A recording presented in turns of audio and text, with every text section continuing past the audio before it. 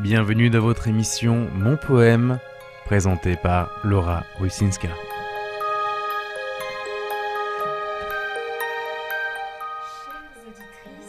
Chères auditeurs, chères auditrices, chers auditeurs, bienvenue dans notre émission Mon Poème, notre émission dédiée à la poésie, à votre poésie, à la poésie de la vie.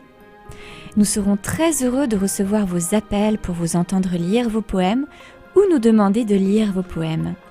Bonjour Camille. Bonjour Laura, je suis heureux de te retrouver. Très heureuse également, comment vas-tu ? Écoute, ça va très bien. C'est vrai qu'on n'a pas pu se voir malheureusement en septembre, mais on est là au mois d'octobre, on est frais et dispo. Exactement, avec la beauté automnale. Oui, c'est vrai qu'il commence à pointer le bout de ses feuilles mortes, comme on dit. Exactement, de toutes les couleurs. Et donc nous avons un invité surprise qui s'appelle Frédéric Andreu. Bonjour Frédéric et bienvenue. Bonjour tout le monde. Bonjour. Alors justement, c'est une période très automnale. L'automne, c'est une période d'abondance. C'est vrai que malgré les apparences qui nous donnent l'impression que la nature expire, comme nous le dit si bien Alphonse de Lamartine dans son poème L'automne, dans Méditation poétique, la nature va nous montrer son authenticité et son cœur. Alors, pour toi Camille, c'est quoi ta définition de l'authenticité ? Alors, authenticité, pour moi, ça rime avec quelque chose qui est vrai. C'est pas quelque chose. Enfin, pour moi, déjà, authenticité, c'est le contraire d'hypocrisie. Donc, clairement, c'est quelque chose qui est vrai, qui est sincère, qui a un petit côté pur aussi, dans le sens. Mais voilà, des choses authentiques, ça peut être à la fois des personnes, ça peut être également des. Je sais pas, des choses qui nous marquent, qui nous paraissent authentiques. Par exemple, je sais pas, l'action d'une personne envers une autre peut nous paraître vraiment authentique dans sa manière d'être et ça nous touche, tu vois. C'est quelque chose, l'authenticité, ça peut se voir également dans la nature, je pense. Un coucher de soleil, ça me fait prendre conscience que voilà, la nature a quelque chose à nous donner et nous montre quelque chose de vrai, de pur, de beau, et c'est ça que j'aime voir aussi dans la nature, par exemple. Ça peut être beaucoup de choses, hein, l'authenticité. C'est vrai, ça peut être énormément de choses. C'est vrai que lorsque nous parlons d'authenticité, nous entendons par là la qualité qu'a une personne à vivre selon ses croyances et à avoir des relations sincères avec les autres. Et bien entendu, comme tu l'exprimes si bien, l'authenticité peut se voir dans la nature. Nous pouvons parler aussi d'œuvres authentiques. Et donc, c'est vrai que pour cette émission sur l'authenticité, il fallait une personne authentique et qui est également touchée par l'authenticité. Alors, pour vous, Frédéric, qu'est-ce que c'est l'authenticité ?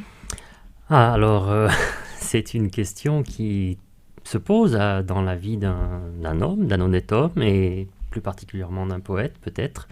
Quand j'ai vu écrit ce mot sur votre message pour préparer l'émission, eh bien, mon imaginaire a galopé sur le jeu de mots. L'hôte antique, c'est aussi l'hôte qui est antique, qui est ancien. Et cet hôte qui est ancien, qui est antique et qui vibre à travers nous, ça peut être par exemple l'âme, justement. Elle est là elle est éternelle, donc elle est très antique. Et elle est notre hôte, ou nous sommes son hôte. Ça peut être ça, si on veut jouer sur les mots. Tout à fait. C'est passionnant. Vous êtes vraiment une personne passionnante, hein, Frédéric. Je suis très heureuse de vous avoir choisi pour cette émission. Ouais, j'aime beaucoup l'image. Ouais, tout à fait. C'est vrai qu'on a envie d'être authentique et je pense que l'âme parle d'elle-même. Exactement, tout à fait. Alors, donc Frédéric Andreu, vous avez fait une rencontre contagieuse, je me permets de l'exprimer de manière tout à fait positive, avec la poésie. C'était un soir d'été en 1993 et à ce moment-là, vous entendez à la radio un poème de Marcel Béalu. Alors, quel est ce poème, cet extrait dont vous vous souvenez, Frédéric, et qui résonne encore en vous ? Alors, l'extrait donc de Marcel Béalu est le suivant. Tout peut aller à la flamme et devenir arbre de gel, flamboyant sous la lune rouge. Grand oiseau condamné à voler éternellement, je vole avec Isis étendue sous moi. Très bel extrait, Frédéric. Alors, je me permets de vous répondre, Frédéric, et je suis heureuse de vous avoir dans cette émission parce que je pense que nous avons tant à partager. Il se trouve que moi aussi, mon cœur a été touché par un poème de Marcel Béalu. qui s'intitule L'Anneau. Alors je vais aussi vous le partager. Pour les fiançailles d'amour, des peuples redevenus frères, les hommes construiront un jour, par-dessus continents et mers, par-dessus rives et rivières, un pont sans arche ni pilier, un pont qui tiendra dans les airs, sans aide aucune, à rien relié, comme un grand arc-en-ciel de pierre qui fera le tour de la terre. Ce poème de Marcel Béalu qui s'intitule L'Anneau. Donc Marcel Béalu en effet a une très belle plume, une plume qui est très profonde et qui peut nous toucher dans notre authenticité et selon également votre définition, Frédéric. Alors je propose justement que vous puissiez nous donner votre sentiment, votre émotion par rapport à ce poème, Frédéric. Qu'est-ce que ça vous évoque pour vous, ce poème L'Anneau ? Vous savez, toute l'œuvre de Marcel Béalu nous parle de notre intériorité, justement des couches un petit peu insondables de notre être, la couche onirique, les différentes couches qui conduisent justement au mystère de l'âme, au plus profond. Et je sais que c'est un poème l'extrait que je vous ai raconté, celui que vous avez lu, sont des choses qui nous touchent lorsque on est ouvert comme ça, on est disponible. Et lorsqu'on a réussi surtout à trouver le silence à l'intérieur de nous. Pour que la poésie puisse rentrer en résonance, il faut aussi stopper le raisonnement ou atténuer le raisonnement. Résonance et raisonnement, c'est deux mots qui se ressemblent, mais c'est deux réalités qui sont antithétiques l'une de l'autre souvent. Lorsqu'on pense, on raisonne, et c'est normal de le faire, eh bien, parfois on se ferme aux résonances immédiates, mystérieuses, qui s'établissent entre un poème et notre âme. Voilà. C'est très beau, c'est très beau. Ça va être une émission extraordinaire. Je pense qu'on va partager beaucoup de choses. Ça, c'est sûr. C'est super. Alors justement, je vous propose de partir en musique à la quête de cette authenticité, de cette authentique. C'est ici que tout commence, le temps peut bien s'arrêter. Pour une nouvelle danse, toi et moi, ma liberté.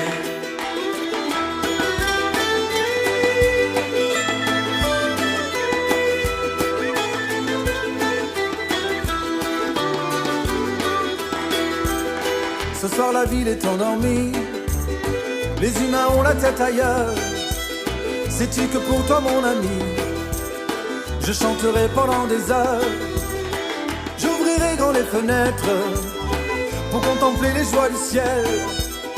Et je te verrai apparaître comme un éclair, une étincelle. C'est ici que tout commence, le temps peut bien s'arrêter. Pour une nouvelle danse, toi et moi, ma liberté.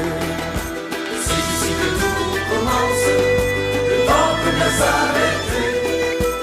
Pour une nouvelle danse, toi et moi, ma liberté. Derrière les murs et les façades, et les discours de circonstance, quelques imprudences évadent, s'affranchissant des convenances. Et les voilà qui nous rejoignent, comme dans un grand bal populaire. Sens-tu nos peines qui s'éloignent? Demain sera plus beau qu'hier. C'est ici que tout commence, le temps peut bien s'arrêter. Pour une nouvelle danse, toi et moi, ma liberté.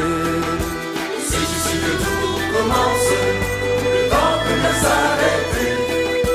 Pour une nouvelle danse, toi et moi, ma liberté. Amis, les arbres sont en fleurs, et nous revoilà désormais, comme des frères, comme des sœurs, et les soldats sont désarmés. Nous dansons pieds nus sur la terre, nous tanguons sur le toit du monde. Nos âmes qui voguent au grand air sont sur la même longueur d'onde. C'est ici que tout commence, Le temps peut bien s'arrêter pour une nouvelle danse. Toi et moi, ma liberté. C'est ici que tout commence. Le temps peut bien s'arrêter pour une nouvelle danse.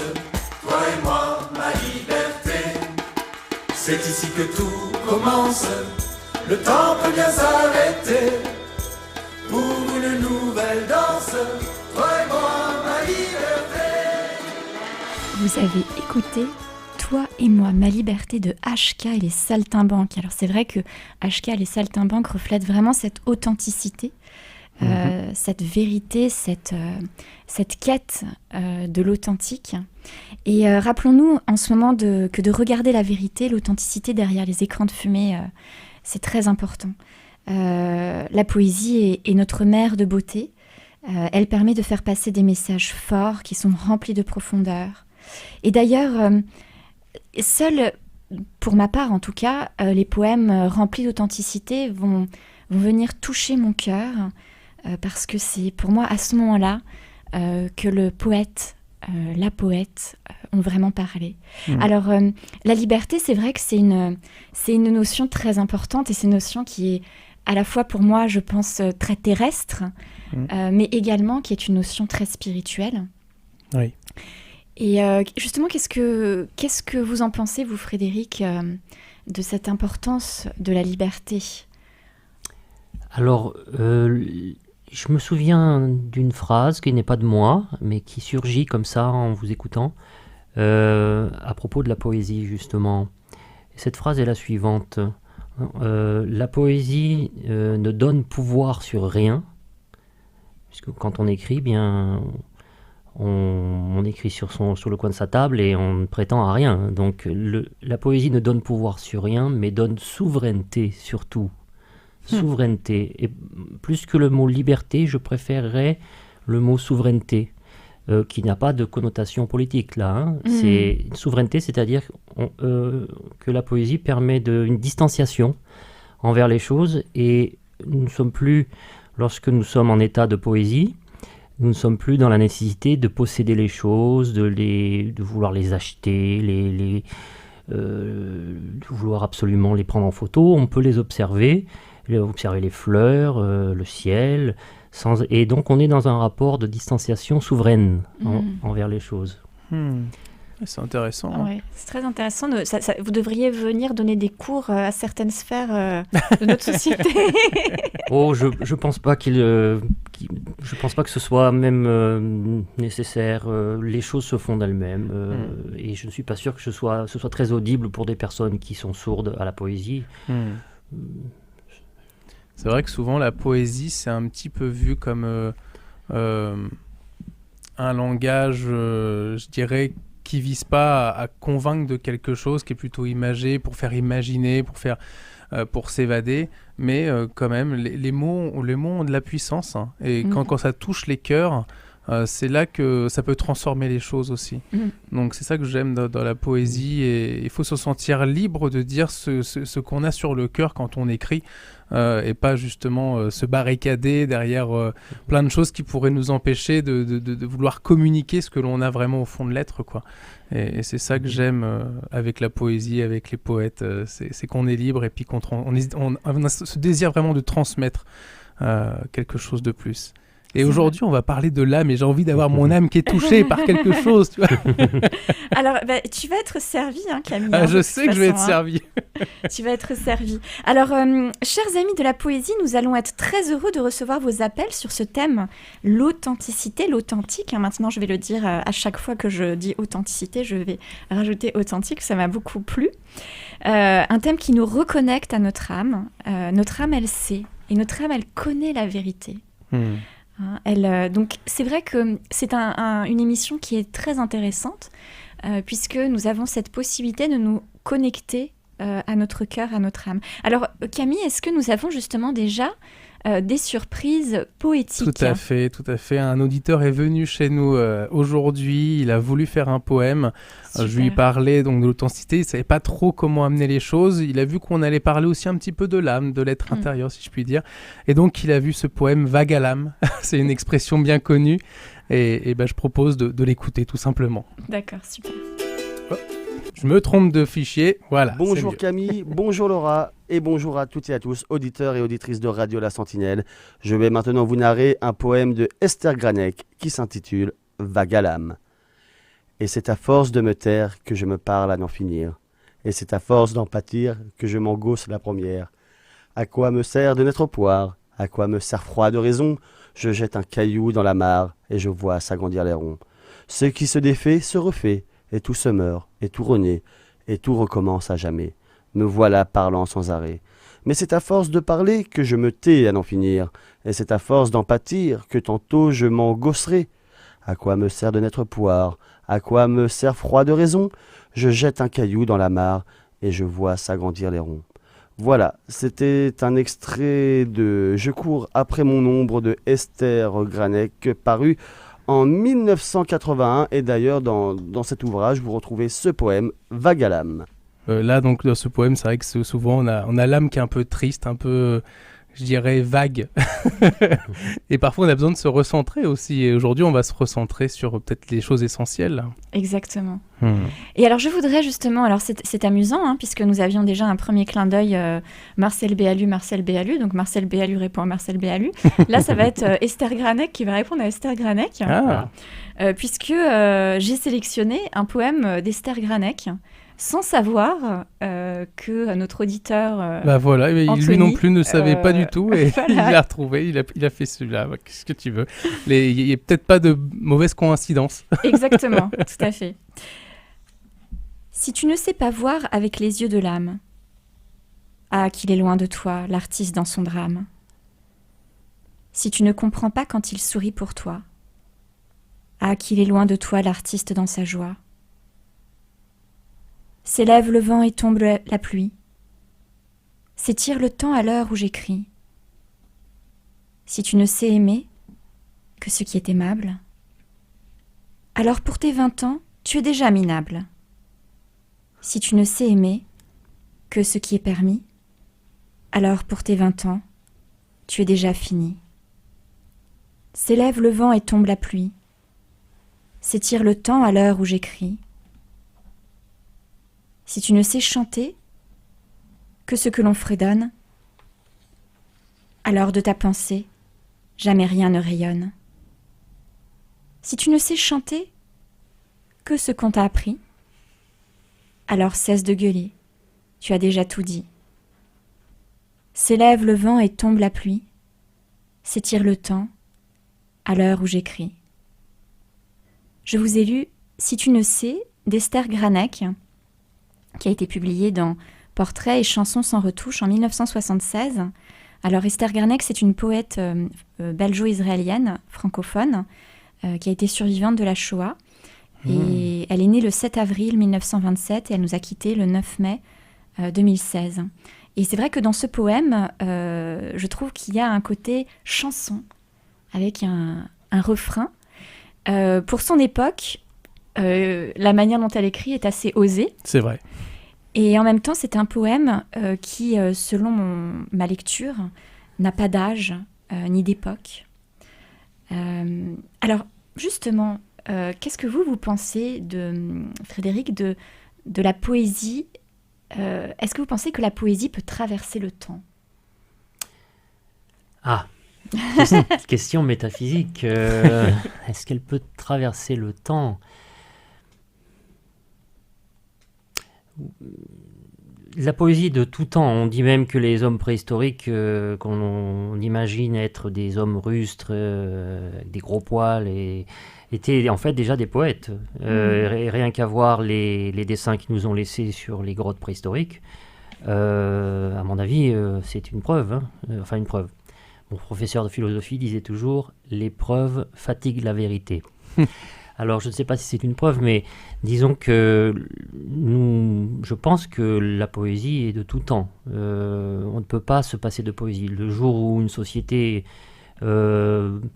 mettrait au point un logiciel informatique pour faire de la poésie, il y aurait quelque chose qui n'irait pas.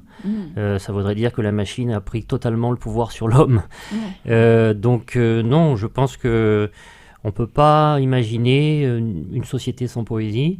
Je voyage un petit peu dans des pays et je sais que la France n'est pas particulièrement un pays de poètes. C'est un pays avec un fort patrimoine littéraire et poétique, mais ce n'est pas un pays où la poésie est vraiment mise en valeur. Il y a des pays comme l'Irlande, comme la Pologne, la Turquie, l'Iran, qui sont des pays où la poésie est naturelle et quotidienne. La France, malheureusement, je ne sais pas pourquoi, parce qu'évidemment, étant français, je n'ai pas le recul tellement sur mon pays, mais ce n'est pas un pays qui met vraiment à l'honneur la poésie, sinon peut-être dans des parkings, ce que j'appelle des parkings culturels comme le Printemps des Poètes. Alors bon, ça commence un jour, je crois que c'est en mars, c'est ça, et puis 10 jours après, c'est terminé. Donc voilà, ce sont ce qu'on appelle des parkings. On se donne bonne conscience, etc. Mais la poésie, c'est dans la vie quotidienne. Tout à fait. On se lève le matin, on ouvre le volet, la fenêtre, on voit passer un oiseau, et puis à travers la fenêtre, ou une réminiscence de rêve peut devenir poétique.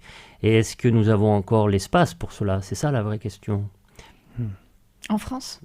Dans l'Occident, dans la vie... Dans l'Occident, c'est une bonne question, je trouve. Est-ce que nous avons au moins des espaces, des récréations de l'âme, une fois par jour, une fois par semaine, pour nous ressourcer ? Ça, est-ce que nous faisons cet effort ? C'est ça. Prendre, par exemple, 1 heure le dimanche, et puis on coupe nos téléphones portables, nos écrans,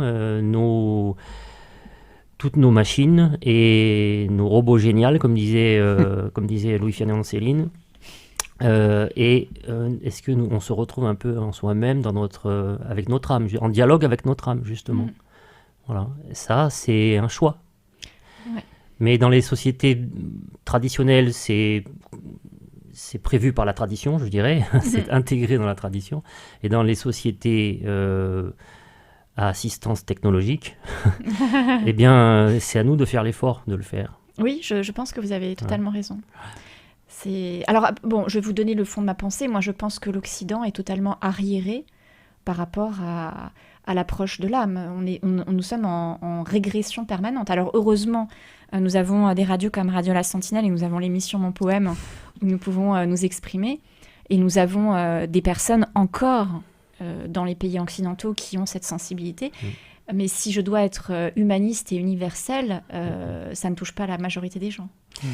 Non, il suffit de voir, vous savez, quand je me suis promené en Pologne, en Hongrie, dans des pays comme cela, et on voit encore des gens qui vendent des fleurs dans les rues, dans des petits kiosques. Tout à fait. Alors on arrive comme ça, et puis même si on ne parle pas la langue, avec le doigt comme ça, on désigne les fleurs. Est-ce que vous pouvez nous faire un bouquet ?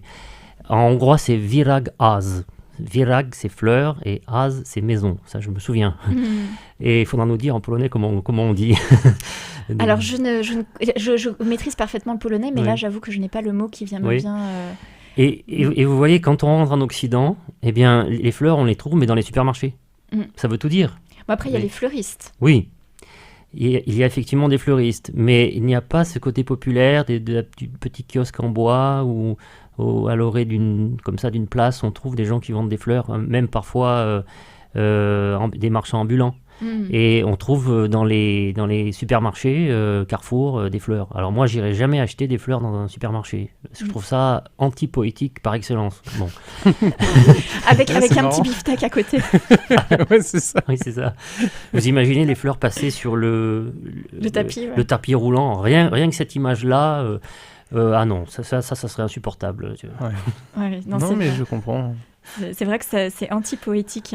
Alors c'est vrai que notre âme, elle va nous répondre aux questions que nous posons.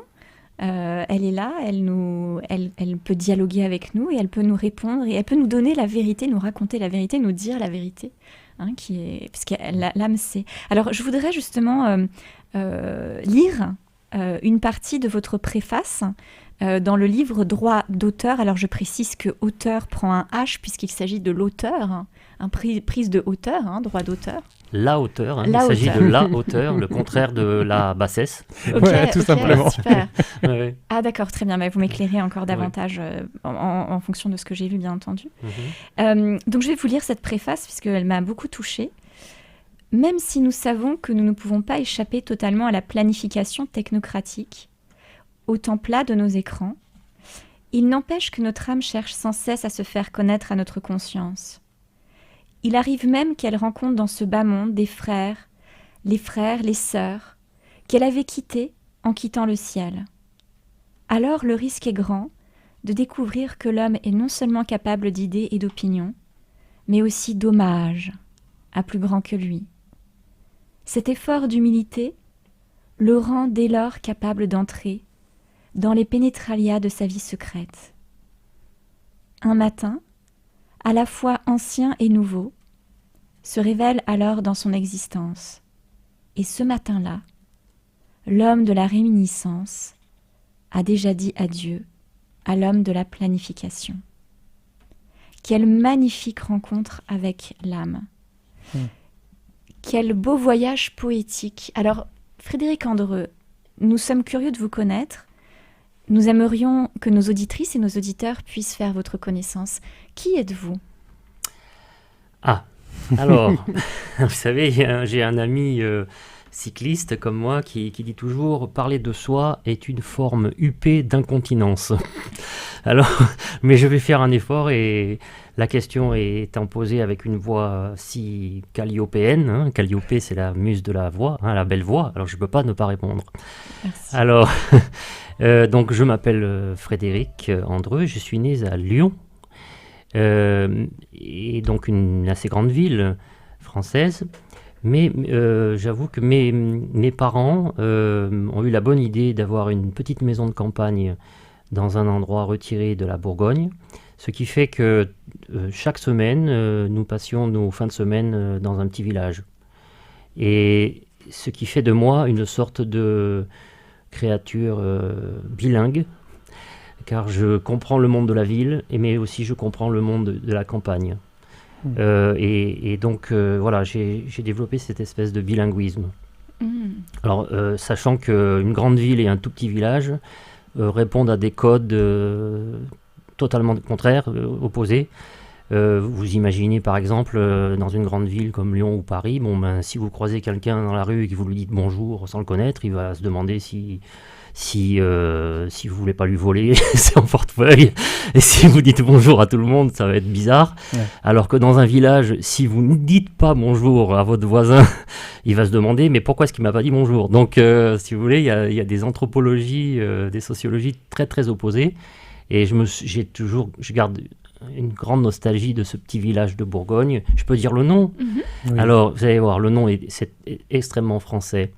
Ce village s'appelle La Chapelle du Mont de France. Donc c'est un nom composé, La Chapelle du Mont de France.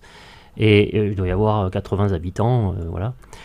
Et j'y retourne de temps en temps. C'est dans ce village où j'ai découvert la nature, les forêts, les clairières, les rochers. Je me souviens que devant la maison, il y avait une dalle en granit, et bon, j'étais petit, j'avais 3 ou 4 ans, et je montais sur cette dalle, et puis je m'inventais des mondes avec des petits insectes, voilà, je jouais, et je faisais des petites siestes fécondes de poésie déjà. Fécondées de poésie déjà à l'époque. J'étais un petit garçon très, très rêveur, et puis j'avoue que en écrivant de la poésie presque tous les jours, les choses ne s'arrangent pas. Je suis toujours très rêveur. C'est important. Oui. Très important. Le rêve, l'imagination sont très importants pour l'être humain. Ouais, je pense, pour s'évader. Parce que le quotidien, comme vous le disiez, que ce soit par les écrans ou autre, c'est un peu un quotidien un peu assourdissant. On a du mal à faire une réelle pause, et je pense qu'on en a besoin. C'est sûr. C'est sûr. Très bien. Eh bien, je vous propose justement de partir en musique autour de cette réflexion. Très bien. Cette réflexion poétique et spirituelle.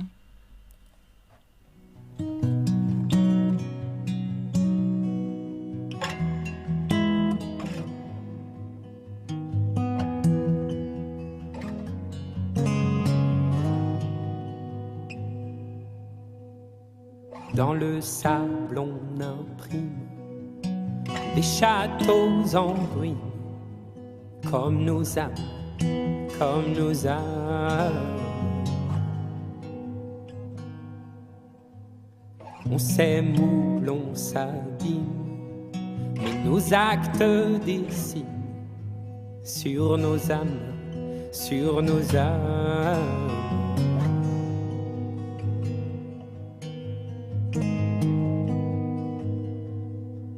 Et si l'âme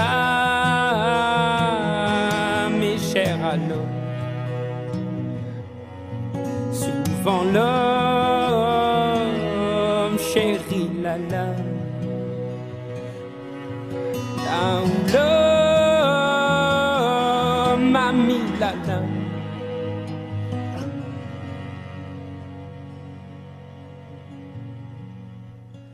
l'âme a mis les voiles.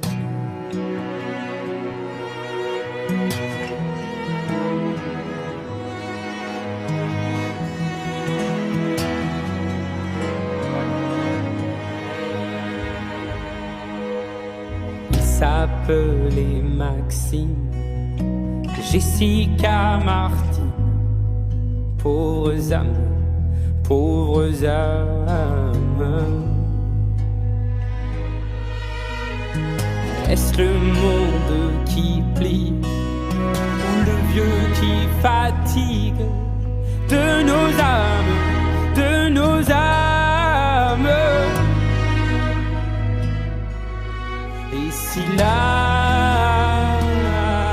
est chère à l'homme, souvent l'homme chérit la lame. Là où l'homme a mis la lame,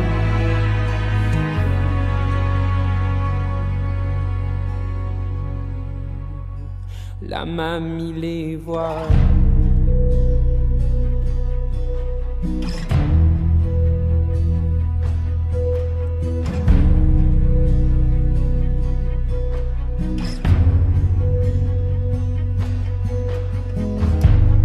Pourquoi diable? Pourquoi dame? Pourquoi fan? L'homme et l'âme, l'homme et l'âme. Pourquoi diable? Pourquoi dame? Pourquoi fan? L'homme et l'âme, l'homme et l'âme. Pourquoi diable? Vous avez écouté L'homme et l'âme de Vianney, qui rend hommage au Père Jean de l'archidiocèse de Rouen. Le Père Jean qui nous a quittés dans un malheureux événement. Alors Vianney est un auteur, compositeur, interprète français. Il remporte le trophée d'artiste-interprète de l'année aux Victoires de la musique en 2016, un an après avoir été nommé dans les révélations des mêmes cérémonies. C'est vrai que cette chanson et cette musique sont vraiment magnifiques. Très belle, ouais, tout à fait. Il y a des hommages comme ça que j'aime beaucoup, comme Calogero qui avait fait les feux d'artifice. Je la trouvais très belle cette musique, je ne sais pas si vous la connaissez, si vous l'avez déjà entendue, mais c'était par rapport aux attentats qui avaient eu lieu à Nice. Et justement, il faisait le parallèle entre des feux d'artifice qui sont spontanés et des personnes qui peuvent mourir spontanément comme ça. C'était une image très forte quand même. Et puis c'est vrai que c'est des choses qui touchent parce que c'est des choses qu'on ne comprend pas forcément dans ce monde, quoi, comment ça peut arriver. Ça, c'est sûr. Mais ouais, c'est l'antithèse de la poésie. Oui, c'est ça, c'est l'antithèse de la poésie. Et pourtant, on arrive à faire de la poésie sur des sujets comme ça. Peut-être que c'est pour faire, peut-être prendre conscience de quelque chose aussi, je pense. Oui, tout à fait. J'aime beaucoup le nom que porte ce prélat. Vianney, est-ce que vous savez d'où provient ce nom? J'ai une petite idée. Ah non, mais par contre, je suis sûre que vous allez nous apprendre quelque chose. Hein. Peut-être. Alors, sauf erreur de ma part, Jean-Marie Vianney était quelqu'un qui vivait du côté de Lyon et qui est devenu le curé d'Ars. Et le curé d'Ars, c'est le père des prêtres. Et Jean-Marie Vianney ne savait pas vraiment lire et écrire. Il avait de la peine à apprendre le latin. Et donc, ça a été très difficile pour lui de pouvoir intégrer l'Église à l'époque, 19e siècle. Si je dis ça, c'est que le curé d'Ars, Ars, c'est le nom le petit village à côté de Lyon. Je sais que j'ai un ancêtre qui a rencontré ce prêtre humble et chétif et qui a une vie extraordinaire. Donc Vianney est le nom de famille du curé d'Ars, je pense. D'accord. D'accord, c'est très intéressant. Oui, c'est clair. Et puis ça peut se rejoindre tout à fait avec ce qui a été en plus vécu. Là, on parle de ce qui s'est passé avec le père Hamel dans le coin. C'est vrai que c'est des tragédies qu'on espère ne plus voir se reproduire, quoi. Ça, c'est sûr. C'est sûr. Alors, la suite du programme. Alors justement, Camille, que nous dit notre rencontre avec notre âme? Est-ce que tu peux justement nous illustrer cette rencontre? Alors, tout à fait, c'est justement avec un poème de l'auteur qui est parmi nous, Frédéric Andreu, tiré du recueil de poèmes Fées et féeries de Paris. C'est bien cela, hein, c'est cela. que je ne me trompe pas. Le nom du poème se nomme « Je me souviens ». Dans le château en ruine des jours, j'ai retrouvé le sentier du cœur. Je frappe à la porte des mots. Tu m'ouvres avec un sourire, car sourire est ta clé. Plus j'écris ton prénom sur un papier des heures, et plus je me souviens, et plus je me souviens, et plus j'écris ton prénom. Écrire, ma chérie, c'est se souvenir de demain. Frédéric Andreu. J'espère que je l'ai bien dit. J'essaye de mettre les mots, mais c'est vrai que c'est très très beau. C'est très émouvant parce que je crois que c'est la première fois que j'entends dire ce poème et je l'avais presque oublié. Et là, vous voyez, vous êtes la voix qui, quelque part, me rappelle à ce moment de bonheur d'écriture. Tout à fait. Oui. Je vous dis une chose, comme personne ne nous entend, hein, bien sûr. Je veux faire une révélation. Je ne sais pas pour qui j'écrivais ce poème à l'époque. Ah ouais. Parce qu'on a des figures féminines comme ça qui passent en nous. Et je suis un garçon, donc j'ai plutôt des figures féminines qui m'inspirent, bien sûr, des muses, qu'elles soient imaginaires ou réelles. Et j'ai coutume de dire, j'ai trois femmes dans ma vie. Alors bon, je fais pas une apologie de la polygamie, hein, c'est pas ça. J'ai 3 femmes, 3 inspiratrices. Alors déjà, il y a ma mère, à qui il faut rendre hommage. On a tous une mère. Pourquoi ma mère est la première femme de ma vie? Parce que sans elle, je serais pas là. Hein. C'est tout simplement. C'est une logique radicale. J'ai ma muse de Pologne. Et j'ai une 3e femme dans ma vie qui est mi-fictive, mi-réelle. Elle s'appelle Anne de Guérande. Je l'ai rencontrée, mais je l'ai aussi habillée de tout un... Comment dirais-je je l'ai habillée de toute une robe onirique. Donc, ce n'est pas réellement la personne que j'ai rencontrée. Donc, j'ai ces 3 femmes dans ma vie qui m'inspirent. Eh bien... C'est bien d'avoir justement des personnes comme ça qui sont inspirantes pour nous-mêmes. Ça montre qu'on n'est pas tout seul quand on est poète, on est plusieurs. Voilà. Tout à fait. Je crois que tu voulais aussi que je lise un autre poème, il me semble. Alors tout à fait, parce que je pense que rencontrer son âme, c'est retrouver son chemin. Tout à fait. Et pour le coup, c'est un poème de René-François Sully Prudhomme qu'on va écouter maintenant, que je vais dire. Exactement. L'âme, tout simplement. Donc je vous invite à écouter. J'ai dans mon cœur, j'ai sous mon front, une âme invisible et présente. Ceux qui doutent la chercheront, je la répands pour qu'on la sente. Partout scintillent les couleurs, mais d'où vient cette force en elle? Il existe un bleu dont je meurs parce qu'il est dans les prunelles. Tous les corps offrent des contours, mais d'où vient la forme qui touche? Comment fais-tu les grands amours, petite ligne de la bouche? Partout l'air vibre et rend les sons. Mais d'où vient le délice intime que nous apportent ces frissons, quand c'est une voix qui l'anime. J'ai dans mon cœur, j'ai sous mon front, une âme invisible et présente. Ceux qui doutent la chercheront. Je la répands pour qu'on la sente. René François Sully Prudhomme. Tout à fait, grand poète français, premier lauréat du prix Nobel de littérature en 1901 et initiateur de la Société des poètes français. Tout à fait. Donc un poème que j'aime beaucoup, qui nous permet grâce à l'humour de l'auteur et aussi sa force spirituelle, de présenter l'âme comme une évidence. Et finalement, ceux qui doutent la chercheront. C'est vrai. Oui, c'est beau. Alors, vous voyez, le mot évidence me fait penser à une chose. Vous savez, en anglais, le mot évidence existe aussi, mais dans un sens légèrement différent. C'est plus indice, un indice. Mais je crois qu'on peut prendre aussi le mot évidence dans le sens anglais, à savoir que l'âme n'est pas seulement quelque chose d'éthéré, d'invisible et d'hypothétique. C'est quelque chose de bien réel. Et cette réalité nous envoie des signaux. J'en suis persuadé. Nous envoie des signes, nous envoie des omens. En latin, omen, c'est aussi une sorte de signe. Et les rencontres peuvent être aussi des rencontres d'âme. Je parlais des 3 femmes de ma vie tout à l'heure. Et je crois que pour la deuxième d'entre elles, ma muse polonaise, c'était une rencontre qui est aussi chargée d'un certain nombre de signes, de signes difficilement exprimables autrement que par la poésie, justement. Parce que c'est des choses très subtiles qui échappent au concept, à la saisie conceptuelle. C'est plus il y a un mot latin, des penetralia de notre vie secrète, on peut entrer dans ces sentiers étroits qui nous indiquent, qui nous montrent un peu derrière, on peut voir la lumière de l'âme. Mais ça reste très très subtil et très personnel, très très personnel. Mais chacun d'entre nous a ce monde, a cette possibilité. Tout à fait, et je rajouterai quelque chose. La magie, l'âme agit.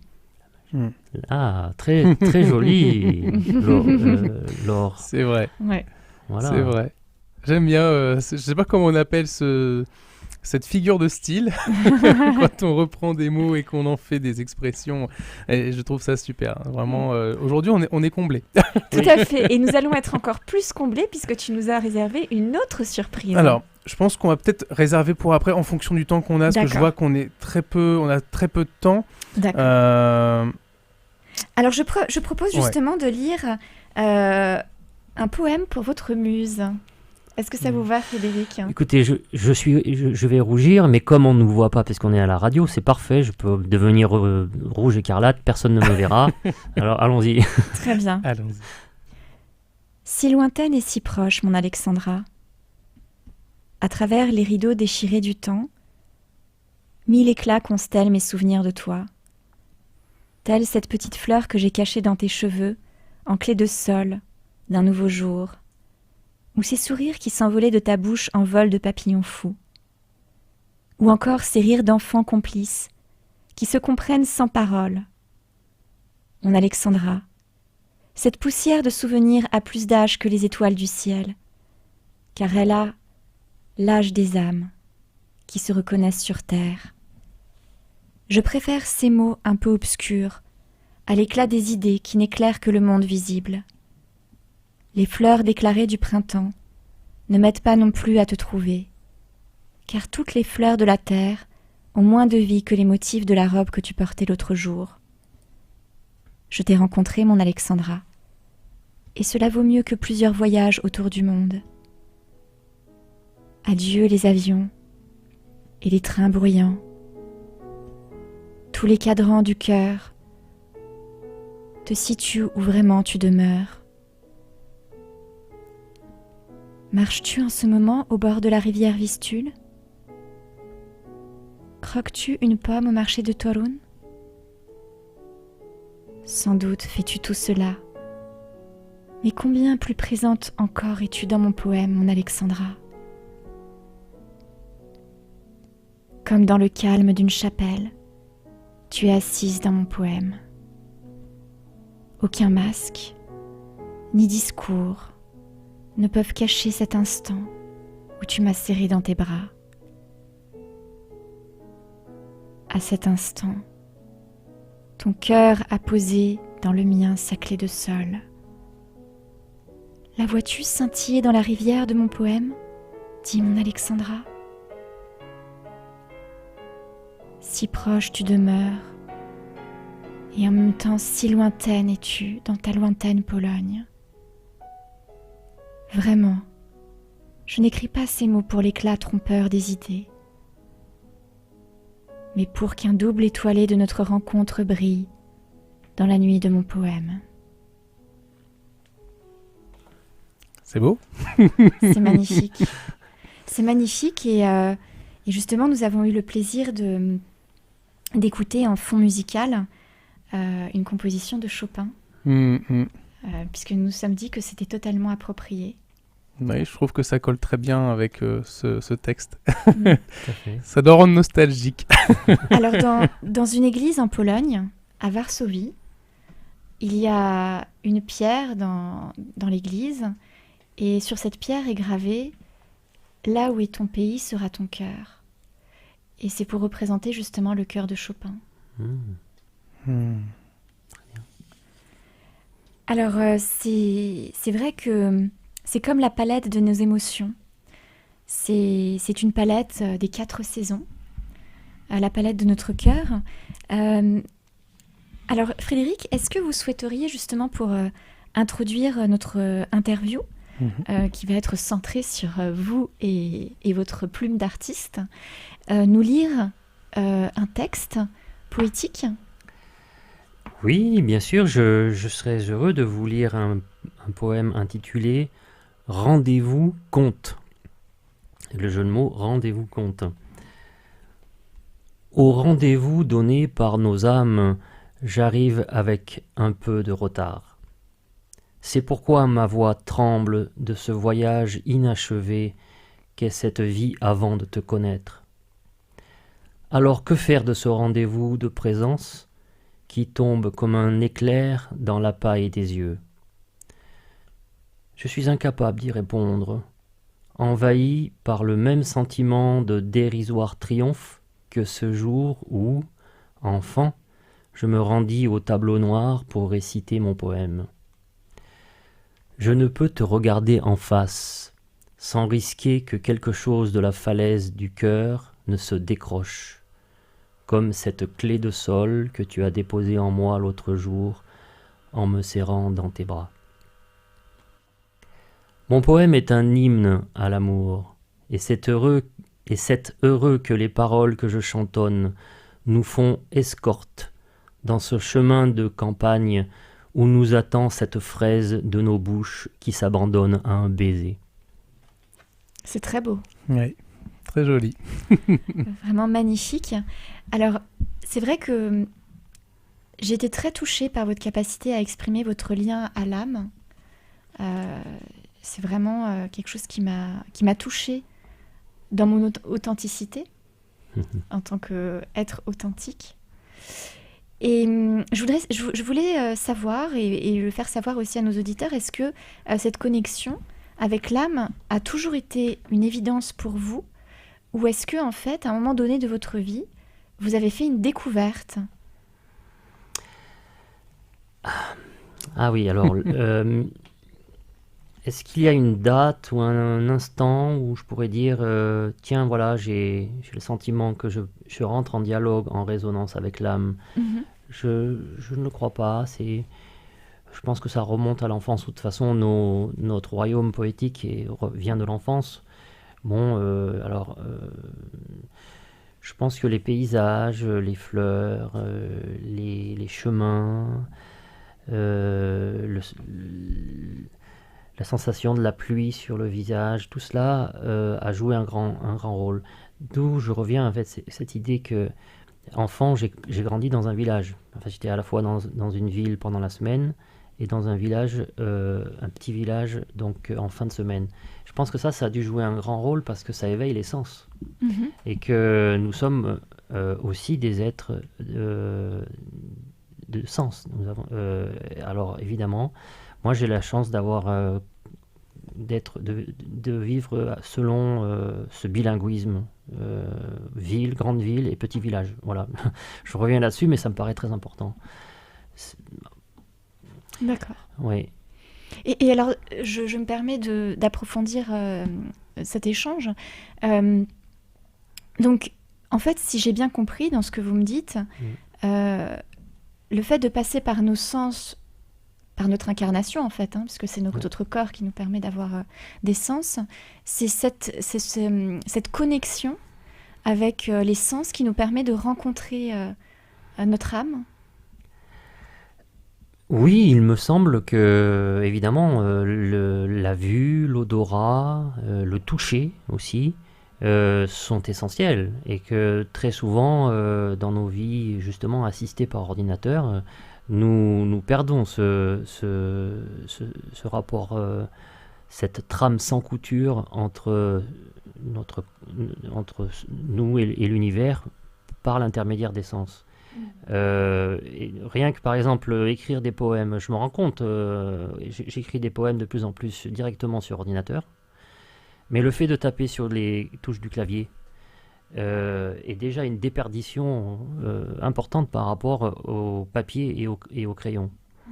Alors je me rends compte que ça affecte même le poème, la qualité du poème.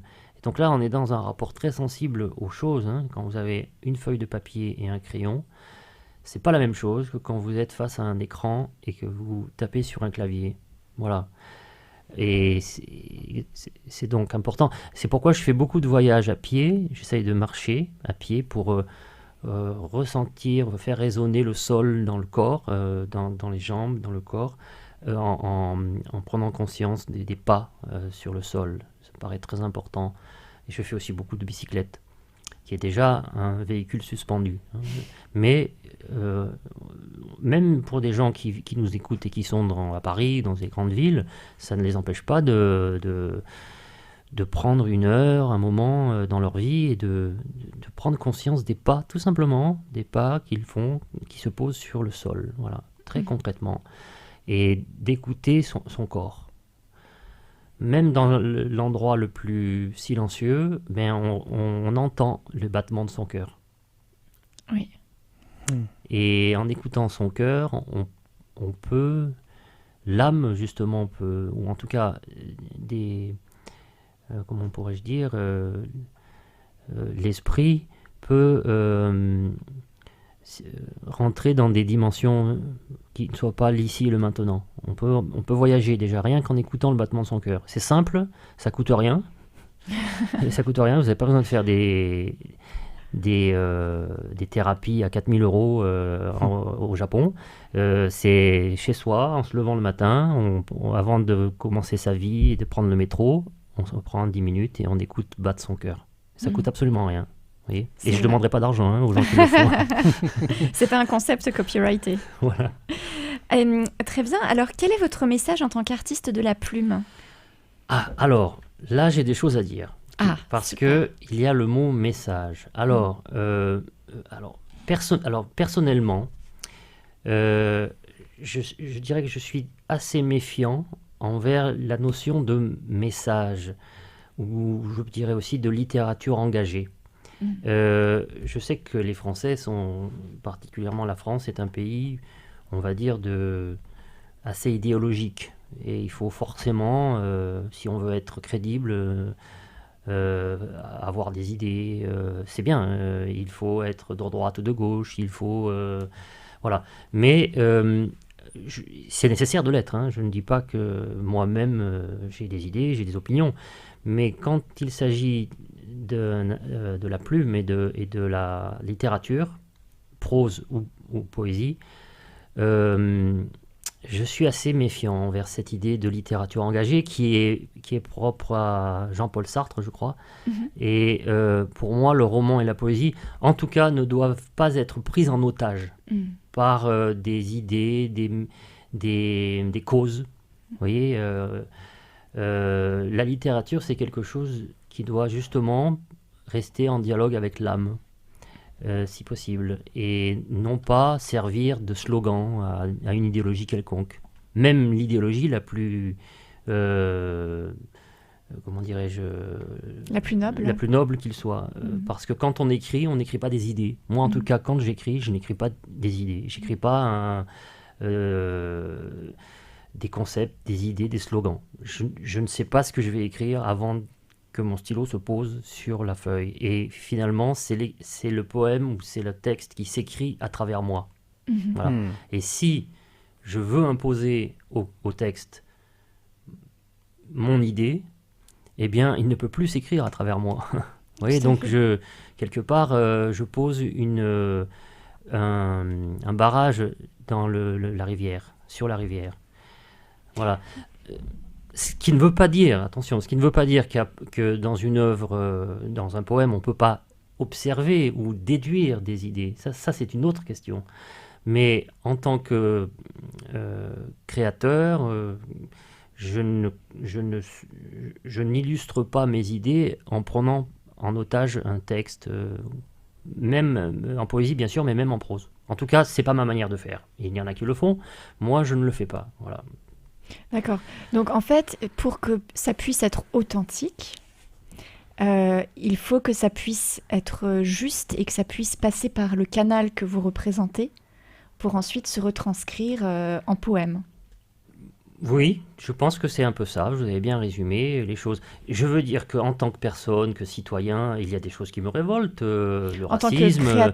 En tant que créature spirituelle, citoyen est un concept très politique. Je me permets de rebondir sur ça, parce que vous m'aviez tout à l'heure fait... Oui. Non, c'est bien pour ça, c'est bien ce que je veux dire. C'est-à-dire qu'en tant que citoyen et que personne qui va voter dans 6 mois pour un... Bon, ben, je suis comme tout le monde. Mais donc, ça existe. Mais en tout cas, dans l'espace littéraire, ça n'a pas à avoir trop de place. Sinon, ça risque d'encombrer les choses. Et alors, Jean-Paul Sartre était justement celui qui a théorisé la littérature engagée. Mais moi, je n'aime pas Jean-Paul Sartre. J'arrive pas à rentrer dans son œuvre. Alors, il y a des gens qui aiment. Moi, je n'y arrive pas parce que justement, ce sont des concepts peut-être très nobles, mais on a l'impression que c'est le concept qui vient d'abord et ensuite la littérature. Et donc, la littérature sert un peu de... Comment pourrais-je dire, de turiféraire, voilà, de moyen. Alors que justement, la littérature, c'est pas un moyen, c'est une fin en soi. Je partage votre avis. Je n'ai pas spécialement non plus d'affinité avec cet auteur. Voilà. Et je partage aussi votre avis sur la conception que vous présentez, en effet. D'accord. Alors justement, où est-ce que nous pouvons nous procurer vos magnifiques œuvres ? Alors, il y a un moyen maintenant... pratique, c'est l'Internet. Je peux donner mon adresse Internet. Bien sûr, bien sûr. Alors, frédéricandreux@yahoo.fr. Frédéric avec un C. Andreux, c'est facile, ça s'écrit comme André, auquel on rajoute un U, @yahoo.fr. Et j'adore converser et dialoguer avec des lecteurs. J'en ai quelques-uns qui m'envoient des messages et j'apprends beaucoup d'eux aussi. Bien sûr. Et il y a aussi un autre moyen, si des personnes voudraient me rencontrer physiquement, le samedi 4 décembre 2021, donc cette année, je serai au Salon des auteurs catholiques. Et c'est mairie du 6e arrondissement à Paris. D'accord. C'est dans les locaux de la mairie du 6e arrondissement. Alors, je précise, pour des raisons sanitaires, il y a 2 groupes d'auteurs. Il y a les auteurs du matin et les auteurs de l'après-midi. Et donc, moi, j'ai été mis dans les auteurs d'après-midi. Donc, c'est seulement l'après-midi qu'on peut me rencontrer, mais les gens qui sont à Paris ou qui veulent se rendre peuvent aussi venir le matin. Il y a de très grands auteurs qui viennent aussi le matin. Super. Eh bien, merci infiniment Frédéric Andreux pour ce moment passé avec vous. Ça nous a vraiment fait très plaisir et ça nous a rempli l'âme de beauté. C'est vrai. Vous êtes une très belle personne et ce que vous présentez est extrêmement intéressant. J'ai découvert des choses et au final, parfois, à travers les invités, on arrive à mettre des mots sur ce que l'on ressent, mais qu'on n'arrive pas à développer. C'est ça que j'aime aussi quand on est en relation comme ça, en partage. C'est vrai. C'est super. C'était formidable et vous serez toujours le bienvenu dans notre émission. Tenez-nous au courant de vos actualités, de vos nouveautés. Et puis nous vous souhaitons beaucoup de succès dans tout ce que vous allez entreprendre et dans tous vos écrits poétiques. Chères auditrices, chers auditeurs, nous vous remercions infiniment pour votre précieuse écoute. C'était l'émission Mon Poème et nous nous retrouvons le dernier mercredi de chaque mois. Et donc le prochain mercredi, ce sera le mercredi 24 novembre à 17h sur le thème de la conscience. Et oui, il faut quand même en parler. Et puis, écoute, je vous souhaite à tous une très belle semaine qui reste à se poursuivre. Et puis, peut-être qu'on se reverra, Frédéric Andreu. Et merci vraiment de votre présence dans les studios. Vous avez fait le trajet jusqu'ici, il faut le dire, merci. Et ça a été vraiment un plaisir de pouvoir partager ensemble. Merci. Merci infiniment. Et on va terminer avec un petit air de Chopin avant de lancer la suite du programme en musique.